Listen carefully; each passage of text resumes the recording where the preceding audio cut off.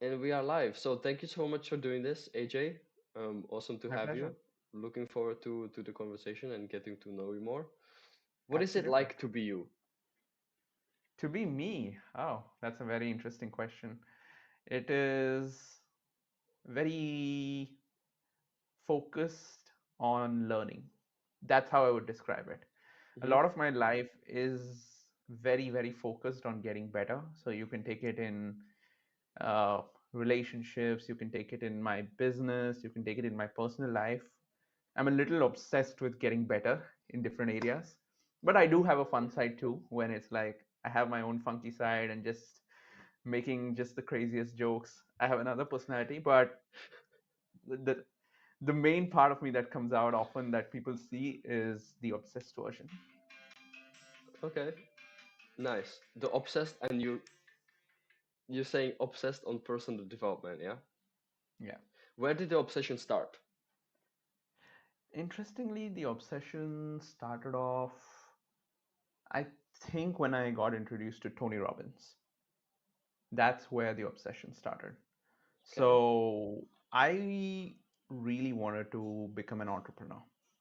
That was one of my dreams. I wanted to go back to, so right now I'm in Seattle, Washington. I hmm, wanted to go back to India and start my own company. And I was really, really passionate about it. So I was doing a lot of research about how to be a good leader because I saw that as the foundation to create a great company. When I was doing this research, I came across Tony Robbins. Maybe he was giving some talk about leadership and stuff.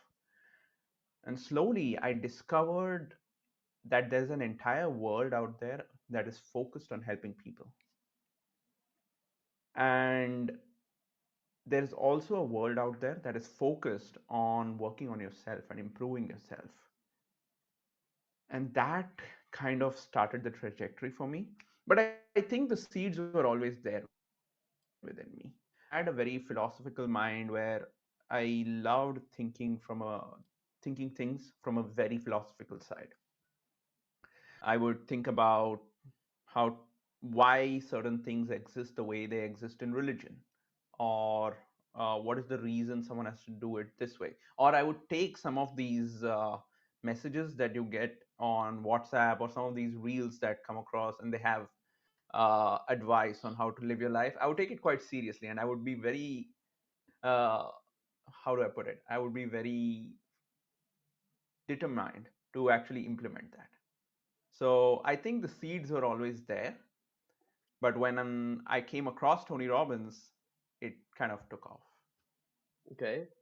And so you wanted to start. What kind of company did you want to start in, but to go back to India and I then start was a company? I was not sure. I just knew Oh, just whatever company. Okay. I wanted to be a leader. I wanted to contribute, and I wanted to make this big company. And I just wanted to achieve big, Hmm. and that's what success looked like to me. How did you come across Tony Robbins? Do you remember? I don't remember the exact video, but I think I told you I was looking at leadership stuff, and that's how I came across Tony Robbins. I don't know the exact video that I Right, right, stumbled right. upon. Okay. Okay. But Nice. but interesting fact, actually, I first came across Tony Robbins when I was maybe 8, 9 years old. My dad had Tony Robbins books in his library. Oh, So nice. actually, Okay. technically, that was the first time even knew Yeah. the name Tony Robbins. But I had no clue who he was. I just had a vague memory of his name. That's it. Right. So how long ago was this when you like actually got into it? Oh, actually got into personal development, I would say about 7 years, Hmm. 2024. I would say, yeah, 2017. Okay. Yeah. Yeah, 27. It's a little bit crazy to me to think that, damn, like 2017 is 7 years ago. yeah, Whoa. I know, right? That's wild. Time just flies. That's wild. Anyways, besides the point. But yeah, that's really cool. Um, did you do like the events? Did you do UPW? Did you do Date with Destiny and stuff like that? I Like all did of it? UPW, I did Date with Destiny, and I'm doing Date with Destiny this year again. Oh, nice. Okay, Yeah, that's yeah. awesome. I did Actually, I only. saw a lot of transformation in my life when I did Date with Destiny. When I did Mm, UPW, actually, I didn't see a massive difference, but mm. Date with Destiny really changed things for me. What was the difference? I'm always very curious about this. I've done UPW as a participant. I was crew at another UPW. Hmm. I'm definitely looking forward to doing Date with Destiny as well. So what was different? So what makes you say that the Date with Destiny was so much better? One, you go for longer period, so you're just in that environment for a longer duration. Mm, Second, you go deeper actually. You really go much deeper and you're reflecting on a lot of things. What happened in my case was when I went to Date with Destiny, I was in a very critical point in my life and I was about to be fired from my job at that period. mm. So it just so happened that I had scheduled to go to Date with Destiny at that point, and I went to Date with Destiny. I came back. The energy shift that I got from Date with Destiny, that really helped me go from being fired to being promoted within 12 Wow. months. Yeah, and it was so crazy that the upper management was questioning my manager's decision because they were like, few months ago we were just planning to fire this guy. What's changed? And they were really pushing back, like, why are we doing this? Mm, And so the shift was quite radical. And during that period, what's insane also is I lost my dad. COVID was happening, I lost mm. my dad. So it was a very challenging period, but that energy pushed me through to make that happen. Wow. Okay. So you would say you described it as like an energy shift, mostly. Definitely, very big energy shift. And I will definitely say when you go to Date with Destiny, you need to be someone who's going to play all out. When I went, I remember this happened on the last day, but s- there's a part of the event where you form groups and you're trying to help each other set up their new values. And someone came and actually asked if I would be in their group because they felt like among a group of like 40 or 50, you're divided into many groups, but among Mm-hmm. this group of 40 or 50, they had noticed I was giving so much intensity that they wanted me to be a part of it. And that, for me, that was reinforcement of the power of just giving everything into this. Mm. Yeah. Yeah. So that's what I mean by energy shift because I put so much into it and I was so driven to make that change. I was extremely focused. It just created a different momentum for me. Yeah. What made you sign up for the very first UPW? Hmm, great question. So when I signed up for the first UPW, I had a curiosity about what happens behind the door. I just wanted to see what the event is like. But I also knew that there were aspects of me that needed growth. And I couldn't pinpoint on what that was, like what needed to shift. But I knew that I needed to make some shift because I was seeing that I wasn't performing as well as I wanted to at my Mm. job. So I knew that there was something that's not working and something's off. And so I was like, let me go and Mm. give it a try. Okay. So it was like a performance kind of you wanted to do better in your job. Okay. Yeah. And then because you mentioned that basically all before you were planning to be more in leadership and do like more of a business as well. So was that back then was it like an underlying kind of thing like okay, I'm going to improve in these things first and then I'm going to start my own business? Yeah. Leadership, for me at that point, leadership seemed like the first thing that I needed to click Mm. before moving forward. But something amazing that one of my managers said was you need to first learn to lead yourself. That's the first form of leadership. And it really hit me hard. He asked, if you cannot lead yourself, how do you plan to lead others? Yeah. And that sentence really hit me hard. So that's when I realized, okay, first I need to be able to channel all this energy into myself. Then I can be a great leader to others. First, be a great leader to yourself. What was it like, or like, how would you describe the actual situation or the symptoms of like not being able to lead yourself? Like, how did it show up? I was distracted. Hmm. I was afraid to take on challenges at work.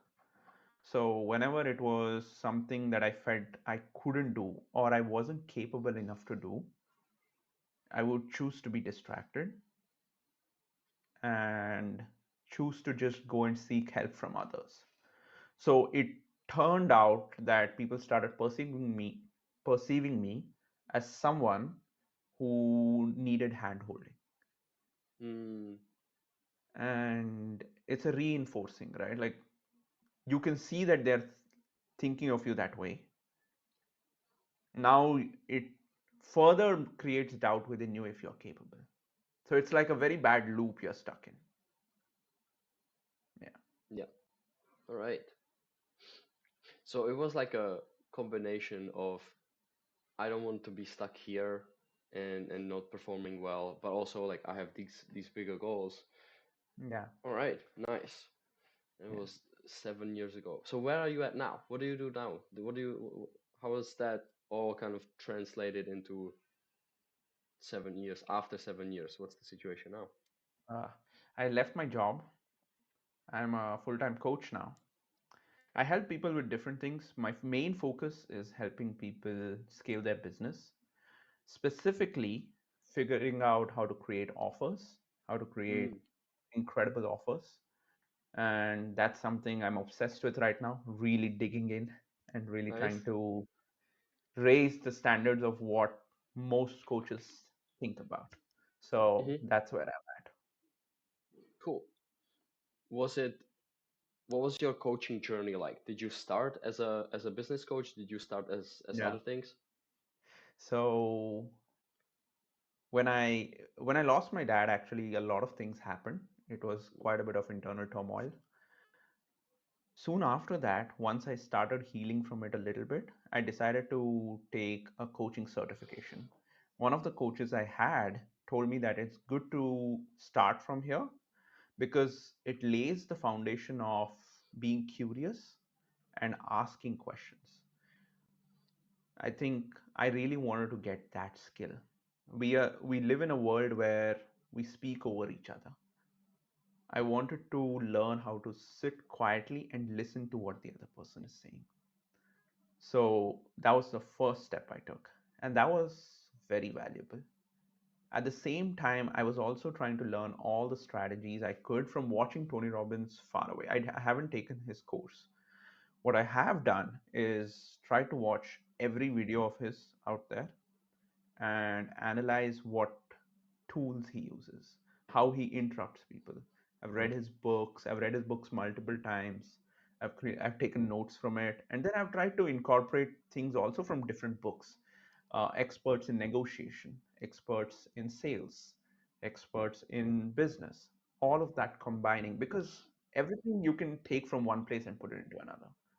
So it's kind of a mixture that I've created, and I use as my own strategies that I really like on the spot when I'm trying to help someone.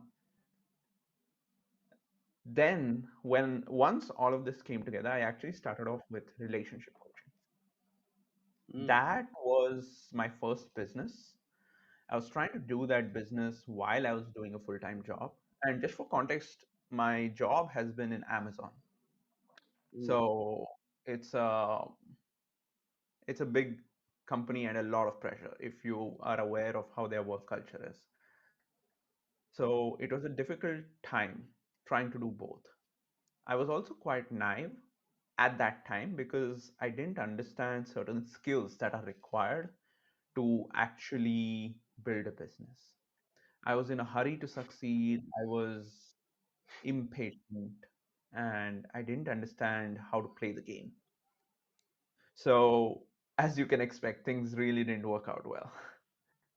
I took a pause, and for some time I was just focusing on my full-time job. Then eventually I decided to quit and focus completely on my coaching business. At that point, I decided to go into business coaching. But as time passed, I've really started to enjoy offers, and that's where I've Hmm. focused myself. Okay. So you quit before you had your business kind of ready. Yeah. Yeah, yeah. Nice. That's awesome. I'm so congratulations on taking the leap. How long ago was that, by the way? It Around. was roughly a year ago. Nice. Okay. Yeah, yeah. Cool. Congratulations on taking the leap. You know, Thank you. that's awesome because full-time entrepreneurship and all we can I want to ask you about that a little bit later. Um, how was the transition? Because that's always like a curious thing. For Fun me, conversation. it was not so fun. It was brutal. Um, but yeah, so I'm hearing like a lot of similarities but little differences in our journey. Like I Oh, used really? to work for a package delivery company loading trucks, for example, while I was starting to build my business. And you were working Mhm. for Amazon. Like we don't really have Amazon. I was in the Czech Republic. We barely had Amazon. Maybe now it's more over there. But it was high pressure, long hours, um, very physical job. Loading trucks like by hand, with Oh, big wow. boxes and stuff. I was a Um, software engineer, but so okay, I can't compare to Okay. what you were Oh, doing. okay. So okay, different role. Wow. Okay, software engineer in Amazon. Okay, I've heard. So I don't know about that, but I've heard stories of people like working in the warehouses because I used to work in a Oh, yeah. warehouse. So Yeah, somehow that got to me, it's and I grueling there. mean, Yeah, it's uh, difficult. yeah, it's tough. It's very tough. Um, I started my personal development journey in 2013 when I was 13 years old. But for me, it was like really just out of pain, like because I was struggling so much with depression and social anxiety, and just feeling totally lost in life. Didn't know what to do, and so I literally Googled how to be happy when I was 13, and that's how I got introduced into personal growth. And then I discovered Tony Robbins back in 2020, so a little bit after, a little bit later than you. But I've been already like studying personal development and different teachers and some practical psychology and whatnot. And I actually was able to overcome most of my social anxiety and depression just through doing the work. And then in 2020, I was like, okay, I want to start a business. I want to start helping other people with anxiety and with depression. And it's like on the mental health side. And, but before, Uh, well, how was it for you with imposter syndrome? Did you deal with imposter syndrome at all? I did. Of course I did. And it was quite difficult. It it was very tricky when I got Hmm. into business because I would actually ask myself, why am I doing this? Yeah. I heard this great, amazing quote from like I don't know if you've heard Alex Hermosi, Yes. and he says that imposter syndrome comes because you haven't done the work that needs to be done. And for me, that was a wake up call. So I keep going back to that. How do I really have all the experience to go tell people what to do or to be able to help people? Now, don't get me wrong, as a coach, you have certain skills to be able to help people through any situation. That is one of the, what do I say, one of the tools that coaches have, which is quite rare for others. Because we can take someone from any point to the other point just through conversation. And so many times you don't need to have all the knowledge in the world. You actually rely on what the other person knows. So that's why I felt like I could go with it. But also, doing things firsthand adds an additional layer of experience that really helps. Yeah. Okay. Yeah. I agree with the quote with doing enough preparation. However, I've definitely this was my experience, and I've seen this in others as well. Like when you have done the work, you are mostly ready, but you're just like you cannot take the leap because of the imposter Ah, syndrome. So for yes. me, like I had been studying. So okay, in 2019, I started thinking about business, and I was like, okay, I know I want to help people like with social anxiety and confidence and mindset, but I was a 19-year-old kid, still completely broke, right? Just basically started working, still in high school, right? And I was like, okay, well, now I'm gonna what start giving people life advice as a 19-year-old kid like in high school who's like completely broke, right? And I've had like part-time jobs and stuff, many, but basically that was it, right? And so I was like, well, who am I to give people life advice? The thing that I did have was 7 years of experience and obsessive knowledge and obsessive learning about personal growth and practical psychology in the area specifically of social anxiety, right? Because Yeah, I've literally done that, yeah, but I still was yeah, like there was still like, oh, maybe I'm not good enough yet. So it caused this whole period of, okay, I need to become rich and successful first, and then I can start helping people. yeah. So I I get that. started Yeah, like a line of businesses of like affiliate marketing and drop shipping, and traded forex for like a couple of months, and it was just like blowing through all of these different things, failing at everything until finally I had actually a coaching session with somebody who was like, so like doing all of these different things, what do you want to do? I'm like, well, I honestly, I just want to help people with like mindset and social anxiety, but like I can have to do this something else first, so then I can help them later. And she like called out those limiting beliefs and took me through a process to help me kind of get over it. And like after that, I just dropped everything else and started coaching. Um, nice. Kudos to so you, that man. was thank you. So that was in 2020. It was let's say I wasted about say 9 or 10 months doing all sorts of weird different business models that I didn't care about just so I could later on I do wouldn't coaching. I wouldn't call it waste Yeah, that's because why I say wasted. yeah, all that, I mean, just for the general public, if they don't sometimes get what we are Yes, saying, I know call you it get out, it. call it out. Yeah, call it out. Yeah. So many times it's all our past pains that get us to a point where we can take the decision that's necessary to be taken. We have to go through all those challenges and it prepares us for the next stage and what we actually need to do. Yeah, and Yeah. also not just that it was like a challenge, but it was like I actually learned stuff as well, like Yeah. through that, right? And I learned Yeah. about the different world of the business, online businesses, and how stuff works, at least a little bit, right? A lot Yeah. of it was like from $30 or $50 courses that I worked like for 3 weeks in my Yeah. part-time job just so I could offer this course, and it taught me some stuff, but it always like um, let's say avoided the basics of Yeah. like the basic foundations of business. They would give you these like ideas or strategies or just tell you, oh, just send a cold email to thousands of people and hope that one of them buys. Like, come on, you know? Yeah. um, but so yeah, so that was my journey, and I did have to overcome that. And then it took me about 2 years since I actually started my coaching business of doing it on the side until I quit my job and started doing it full time. And so That's that awesome. was in April 2022 was when I quit my last job and I started doing it full time. And I've been all over the world since. So how was it for you, the transition from being a full time employee to being a full time business owner and entrepreneur? The hardest part is you have to take initiative yourself.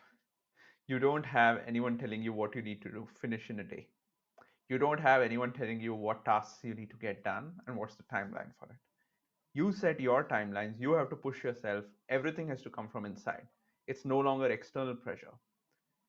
It was tricky the first few months, honestly, Mm, because I needed to grow into being able to fully push myself and really feel like I need to do more. I need to do more. But it's a growth process. Mm-hmm. You, I was also going through a process of improving my productivity. So it all worked together. So initially, I had a few slumps, I had few things I was working on. Slowly, brick by brick, I put things together, and I'm in a much better place now. Yeah. So that's how things transitioned. Mm-hmm. But did you have specific aspects of the transition in mind? Um, yeah, like mostly how was it for you with work and doing the work that you should do, right? And Aha. like you said, you have to set your own timelines, you have to be your own manager, be your own boss, and do everything. Um, so yeah, what was the like the main difference or the main change that you noticed in your own behavior when you went from being an employee to being an owner?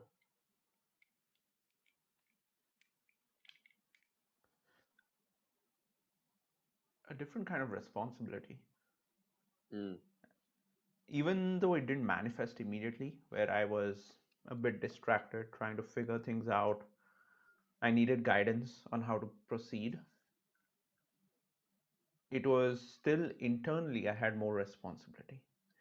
And I was doing something because I wanted to do it rather than because I had to do it. Nobody was forcing me to take this journey. yeah, So now I was only answerable to myself. That was an interesting transition, not always comfortable, but nevertheless, I am glad I took that. yeah, I love the journey it has taken me on. yeah. What would you say were the uncomfortable parts? Like, what was the actual the challenging parts? Initially, when I started off, I would try to figure out how much time to put into things and where should I put my focus? What should I do? Everything seems like a blank slate. You can go in any direction possible, so you don't know which direction to go in, which is very, very tricky when you're starting off because everything seems like a possibility. Only with time you realize, okay, I solved one question, I solved another question, I solved another, and then you start making steps, taking steps ahead. Yeah, Yeah, so that was one of the trickiest parts because everything seemed open, and my mind would be more filled with questions than anything else. I had so many questions of what to do, how to do it, when should I do it, why am I doing this? So many questions. yeah.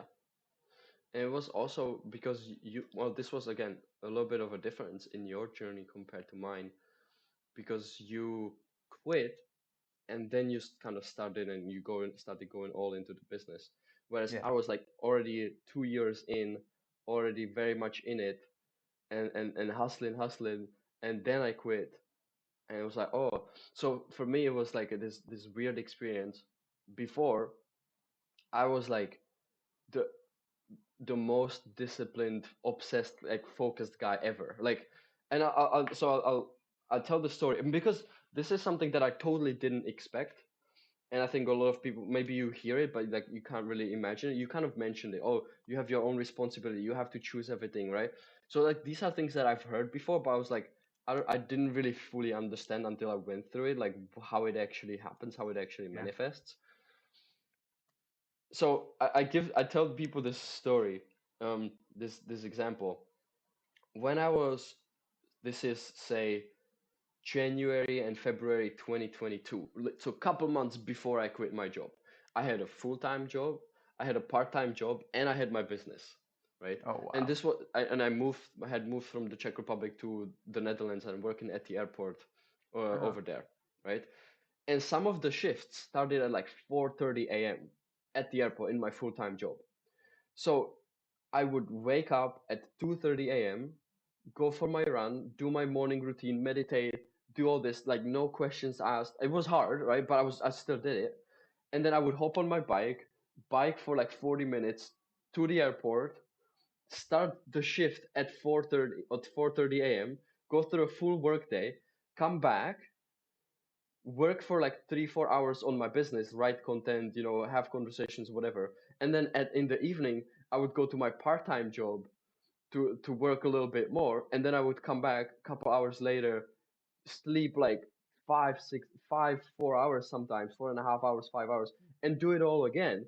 And the thing is that I loved it and I thrived in it, right? So I was like doing all of these so many different things, and of course, granted, it's not sustainable to do it over a longer period of time, right?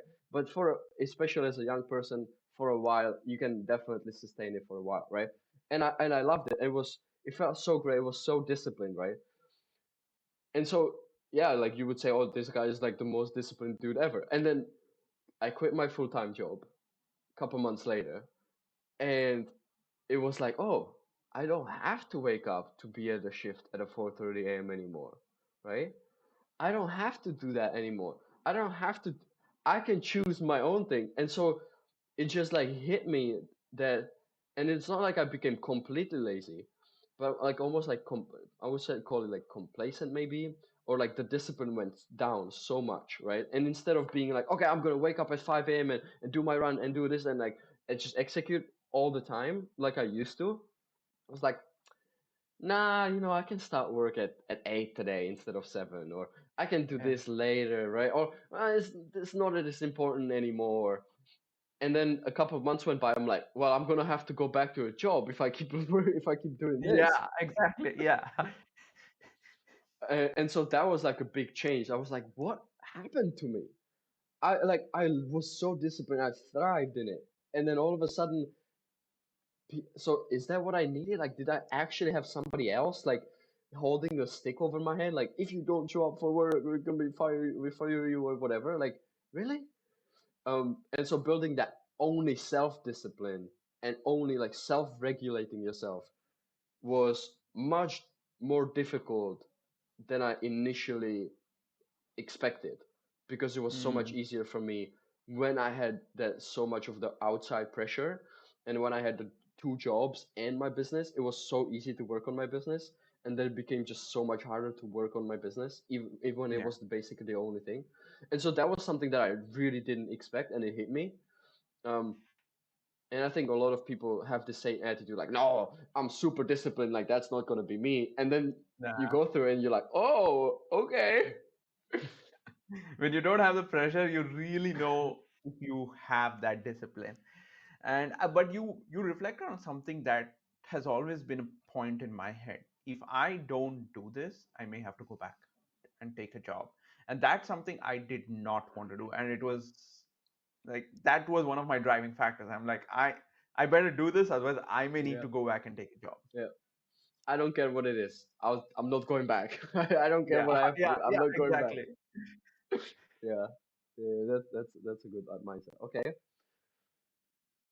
nice. So let's shift gears a little bit.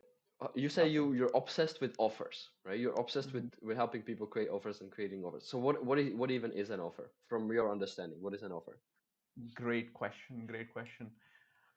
Initially, I used to think it was actually the same thing as saying I help someone do something. Like I help someone get a specific result. But only with time I didn't realize that's not an offer. That's just a part of your offer. Mm, An offer, true offer, is when you understand what you're creating, your service. You understand who actually needs your service and who you're delivering it to. You understand what kind of price level will make sense to that person, and then you understand how to package it in a way that is best suited for that person. That's when you have an offer. That's when you have a real thing. An offer can be anything, a service, a product, everything can be an offer. But in essence, you understand how to go through that entire motion. And that's when your offer truly is complete. Like, it becomes irresistible. That's an okay. offer.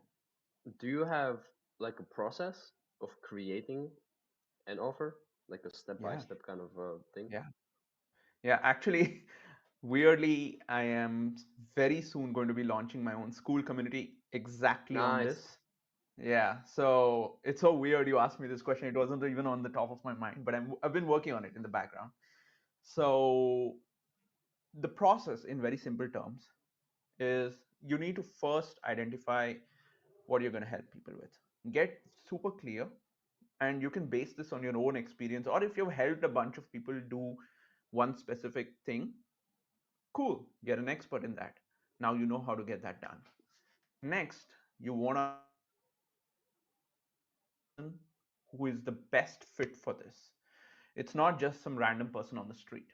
What are, like, if you have 15 criteria to actually be met so that this person can best achieve this result, then you want to come up with that. Once these two are your pillars, once you have this, you can then go into the nitty gritties. You can create your program based on this, right? You create your program, you understand everything this person needs, you build it in a actually initially you can build it in non-scalable way where you're literally helping this person day in day out, and then you can think about scalability. You price it, you figure out what the market price is. You can go even cheap initially if you're building an offer, you just want to get a foot in the door. Go cheap, go free, get some proof that you can help people. Once you go high ticket, you can add bonuses, you can add guarantees, just making sure people are safe. And super important, you name all these components and use the right words that the client can resonate with. Once you have this entire package together, I think you're mostly done. You can still have few nuances here and there, you can go really deep, but it's in stages, but this will get you started. Mm-hmm. Okay, awesome. What kind of offer or service do you have these days? And you said you're creating a school community, or you're going to be launching one. So what is Yeah, it that you offer? What it's actually before that? around creating offers. I want to help people build their offers. And when I initially started off, the founding members will have the ability to actually get full attention from me, and I'll actually help them one on one. Eventually, it'll become group coaching if there are too many people. I'm trying to help a lot of people. So the community is going to be focused on building offers, promoting offers, how to use your offers, how to pitch them in different places, those kinds of things. Okay. And besides the community, how do you currently help people? I do one on one. Right now, a lot of my clients are one on one. If not, sometimes some people just text me, they need some help. I just go support them. But whoever works with me is purely one on one right now. Nice. Okay. Have you thought of doing group coachings and stuff like this as well, Uh, or is that like a in the future for you? So, group coaching will be part of the community. Okay. So, anyone who gets into the community, I'm going to do group coaching. The reason I first wanted to do one on one is first, you want to influence. I worked on influencing myself. Next, I want to influence someone across from me. Then I can work on influencing a group of people at the same time. So it was Mm. like in stages that I'm taking. Yeah. Actually, it was the same for me. Yeah. Same for me. It's also like much, let's say, simpler and easier to sign up somebody on a one-on-one than fill up a Yeah, whole group, especially in the yeah, early stages, right? yeah. In the early stages, definitely. Yeah. And then Because later on, most of other course. like coaches, consultants, they're going to charge very high for one-on-one attention, and it's worth it from someone who is really experienced, has been around for a long time. Makes sense. They charge for their time, they charge for the experience they bring. So your foot in the door is, I'll give you the same one-on-one attention for a cheaper price in the beginning of your career. Yeah. Yeah. Yeah. Yeah. And you can. There's always pros and cons, right? Compared to whoever you decide to go with. Yeah, There's two things that are coming to mind. Um, Now, one is on this. I think it was Alex Hormozy as well who I heard this from. It's like it's no matter who your competitor is, let's say, right? You always have advantages compared to them. So let's say yeah, you're a beginning coach, right? And there's somebody trying to decide whether they go with you or whether they go through like with an established company that have had thousands of students. Well, the advantage of going with them is like, well, there's a proven system. There's so many people had gone with it, right? They have many years of experience, and but with you, so with you, it would be like, yeah, like he's maybe inexperienced or like he's just getting started. Pros and cons. However, you can also flip that and be like, well, okay, they are established, but with them, you're gonna be only one of the numbers. You're gonna go through the system with some Yeah. random coach that the company gives you or whatever. With me, you're gonna be have the most personal attention, and because I'm new and because I'm gonna be like super obsessed with helping you. I'm gonna be there every step of the way, right? And it's going to be super personalized, and we're going to work together very closely. Pros and cons, both, and then people can Yeah. choose. Okay, do you want to be one of the numbers, or do you want to be like have personal Yeah. approach, right? And Yeah. so, Exactly. no matter what stage you are in, you always have both advantages and disadvantages, and you want to, especially personally, like to boost your confidence and be able to help people more and overcome the imposter syndrome. Focus on your advantages. And then Yeah. another thing that you said with the pricing, right? Like somebody who's experienced and they're bringing the experience, and that's what you're paying for. It's something that I see a lot, that paying for time rather than paying for experience or the results. And I heard this analogy or this story somewhere. I don't remember where, but these guys were trying to fix. I think it's fictional, but these guys were trying to fix a boat, right? They had a boat, and the boat is like always sinking, and they're trying to fix it, and it's just like it's not working, right? So they finally decided to hire this expert, this like boat expert that has like 20 years of experience, and they pay him so much money, and he goes and he looks at the boat and he says, "You have to do this one, like this screw or whatever," and he just points at one screw or one bolt, and they're like, "Wait, that's it? We just paid you like thousands of dollars to like point at a screw?" And he's like, yeah, like you paid for my knowledge and experience, because now if you fix this, your problems will go away, right? Yeah. And so it took him to what, 5 minutes. You didn't So they didn't pay for him to work on the boat, or for him to spend 3 hours consulting them on it, but they paid for him to come and fix it. So Yeah. with it, yeah. And I Absolutely. think I Yeah. think it was a funny and an awesome um, yeah, analogy of this. Yeah, Yeah. Yeah. I've heard of that one. I've heard different versions of that one. So yeah. yeah. I've paraphrased it like I heard it so long ago. I just came to my mind now. So it's like not But like I had yeah, it it rehearsed. it But fits yeah, the that's the point of situation it. perfectly. Fits the Yeah. situation perfectly. All right.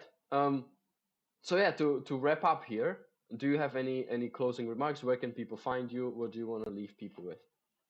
Yeah, you can find me on my Facebook profile.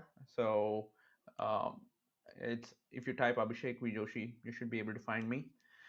And then you can find me on Instagram. You can find me on emails, but mostly right now I'm focused on Instagram and Facebook. I have LinkedIn and TikTok profiles, but right, not so active right now. Yeah. All right, same. Actually, Facebook for me has been the main platform. So I will tag you on it as well.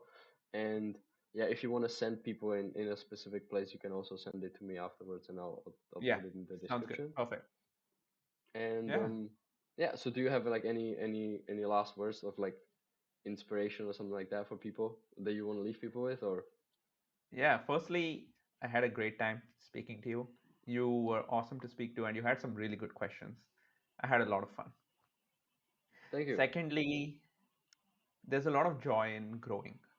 There's a lot of joy in being able to grow because you can give more to others. And that kind of joy you cannot get anywhere else.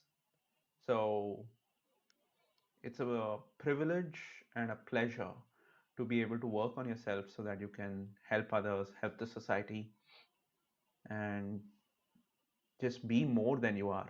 Your goals will never take you, your goals are not meant to achieve something. Your goals are meant for you to be someone. That Mm. is the purpose of the goal. So, just the last words I leave people with. All right, beautiful. Thank you very much. Thank you for being here, and Absolutely.